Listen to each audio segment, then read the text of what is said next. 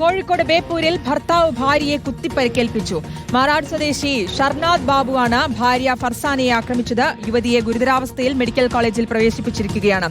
ശരത് എസ്എസിന്റെ വിശദാംശങ്ങൾ നൽകാൻ. ശരത്ത്, യുവതിക്ക് എങ്ങനെയുണ്ട്? ഒപ്പം എന്താണ് സംഭവിച്ചത്?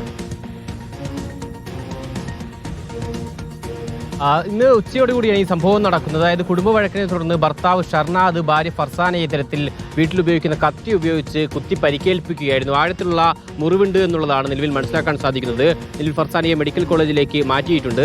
നാട്ടുകാരാണ് ഇത്തരത്തിൽ മുറിവേറ്റ ഫർസാനയെ ആശുപത്രിയിലേക്ക് കൊണ്ടുപോയത്. നിലവിൽ പോലീസ്, ബേപ്പൂർ പോലീസ് സ്ഥലത്തെത്തി പ്രാഥമിക വിവരങ്ങൾ ശേഖരിച്ചിട്ടുണ്ട്. എന്താണ് സംഭവിച്ചതെന്ന കാര്യങ്ങളിൽ കുടുംബ വഴക്കാണ് എന്നുള്ള കാര്യം മാത്രമാണ് നിലവിൽ പോലീസിൽ നിന്ന് അറിയാൻ കഴിഞ്ഞത്.